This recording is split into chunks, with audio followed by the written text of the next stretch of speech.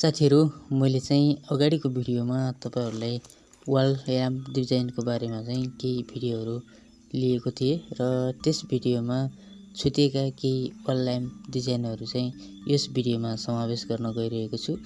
साथीहरु हजुरहरुलाई चाहिँ wall lamp कुन डिजाइनको चाहिँ मन पर्छ कमेन्ट गर्नु होला र तपाईहरुले चाहिँ हेर्न सक्नुहुन्छ यहाँ विभिन्न किसिमका वाल ल्याम्प डिजाइनहरु रहेका छन्।